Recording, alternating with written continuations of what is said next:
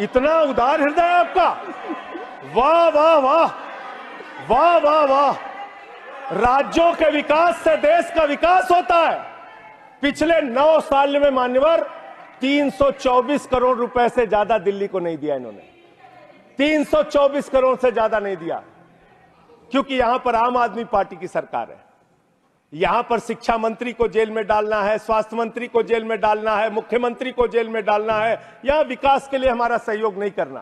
तीर्थ यात्रा योजना रोक लगाओ, होम डिलीवरी योजना रोक लगाओ, मोहल्ला क्लिनिक योजना रोक लगाओ, आप सिर्फ बिजली फ्री योजना रोक लगाओ, पानी फ्री योजना रोक लगाओ। आपका काम सिर्फ रोक लगाने के लिए है। और सबसे महत्वपूर्ण बात मान्यवर, जो यहां पे कई वक्ताओं ने पहले भी कही, आप किस भावना से काम कर रहे हैं, किस भावना से आप काम कर रहे हैं। इस देश में दलितों के लिए, पिछड़ों के लिए, आदिवासियों के लिए, अल्पसंख्यकों के लिए, उनके अधिकारों की रक्षा के लिए भारत के संविधान में बहुत बड़ी ताकत उनको दी गई है। लेकिन जब वो जातीय जनगणना की मांग करते हैं, आप उनकी मांग सुनते नहीं। जब वो विश्वविद्यालयों में आरक्षण की बात करते हैं, उसमें 1-1, 2-2 पोस्ट निकाल के आप आरक्षण की व्यवस्था वहां पे खत्म करते हैं। जब वो अपने साथ होने वाले भेदभाव की चर्चा करते हैं, आप उस पर भी रोक लगाते हैं।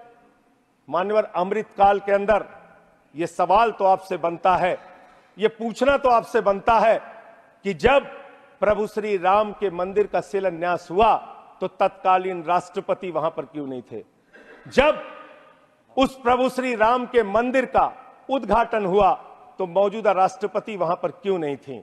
यह सवाल तो आपसे बनता है मान्यवर, यह सवाल तो इनसे पूछना बनता है कि अखिलेश यादव जी 5 साल मुख्यमंत्री रहे उत्तर प्रदेश के, जब घर खाली हुआ तो गंगा जल से धुला जाता है। और मुझे शर्म आती है, आजादी के 75 साल के बाद मान्यवर कन्नौज में एक मंदिर में दर्शन करने चले गए अपनी पत्नी के साथ, उस मंदिर को गंगा जल से बीजेपी के लोगों ने धुलने का काम किया। ये आपका रवैया है पिछड़ों के प्रति, दलितों के प्रति? मान्यवर, मैं समय अपने साथियों का कम कर लूंगा, मैं अपनी बात कहना चाहता हूं। मान्यवर, ये रवैया ठीक नहीं है, इतना भेदभाव, इतनी दुर्भावना ठीक नहीं है। इस देश के दलितों को, पिछड़ों को, आदिवासियों को, अल्पसंख्यकों को अपना मानिए। इस चुनाव ने एक संदेश आपको यह भी दिया है कि हम कोई पाकिस्तान नहीं है, हम अफगानिस्तान भी नहीं है, हम हिंदुस्तान हैं और हम मिलकर रहना चाहते हैं।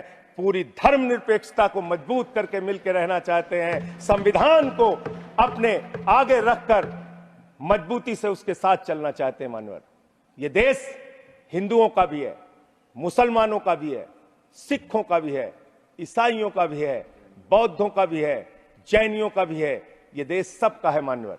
इस भावना से आप देश को आगे लेके चलिए, पूरा देश आपके साथ खड़ा होगा। इतनी नफरत, इतनी दुर्भावना आपके मन में क्यों है? क्यों आप सबको अपने से दूर करने की कोशिश करते रहते हैं? इस पार्टी को भारतीय जनता पार्टी ही रहने दीजिए। इस पार्टी को मान्यवर भारतीय झगड़ा पार्टी मत बनाइए। मैं इन लोगों से कहना चाहता हूं, झगड़े लड़ाई से कुछ देश को मिलने वाला नहीं है।